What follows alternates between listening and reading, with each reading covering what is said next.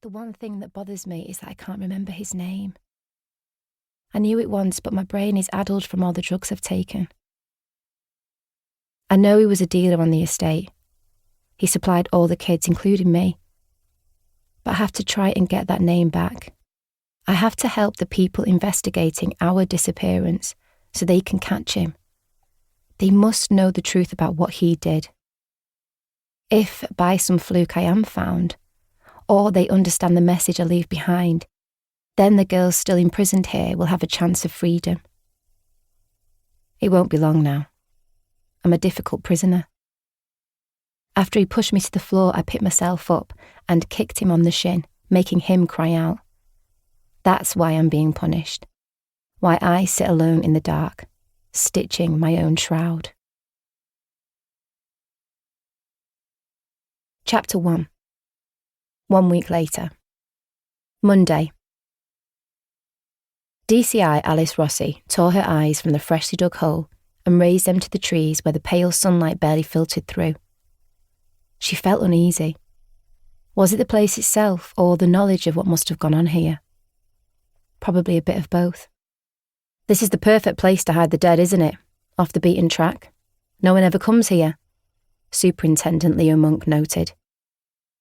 Why do you reckon they choose one particular tree and not the others? She said. Superintendent Monk threw her a puzzled look. What the hell was she talking about? The birds, look. There are at least 6 ravens in that tree over there, but none anywhere else. He shrugged. Maybe it's the preferred roosting spot. Alice wondered if that's what these woods were to the killer. His preferred burial spot. Something to consider.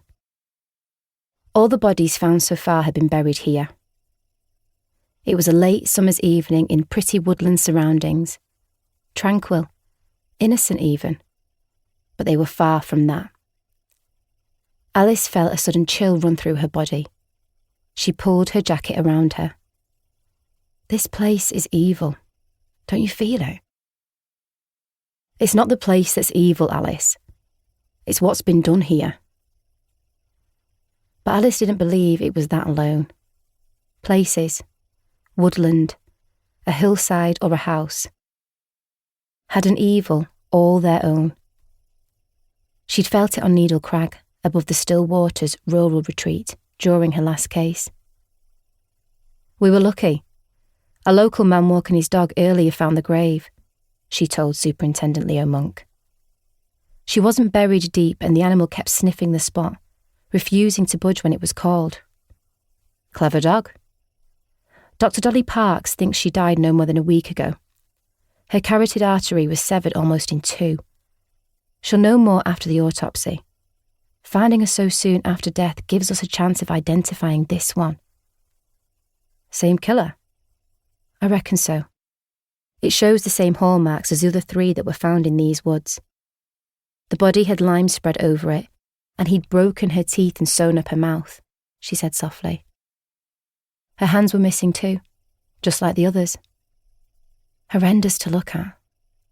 I'm just hoping Dolly will confirm that it was done post-mortem like the others. Monk looked down at the hole in the ground. Poor girl. Alice bent to go under the police tape. Dolly will do her best for us. I know her of old and she always goes the extra mile.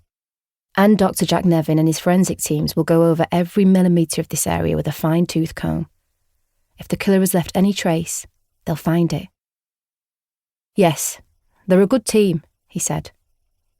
Both Parks and Nevin are outstanding in their fields. And they're both old friends of mine, she smiled. During my time in the force, we've worked on a number of cases together, and I've always thought highly of their work. You also have a sound track record, Alice, which is why you're now the senior investigating officer on the Dreamcatcher operation. Alice wasn't sure how to take that. Monk had intended it as a reward, but Alice felt like she'd been handed a poisoned chalice. Solving this case would involve days of work with precious little to go on. There were times when she wished he'd chosen someone else for the task. Until now, you have just been reading the case files, the witness statements and the like. This new find will throw you right into the thick of things. You okay with that? Monk asked her.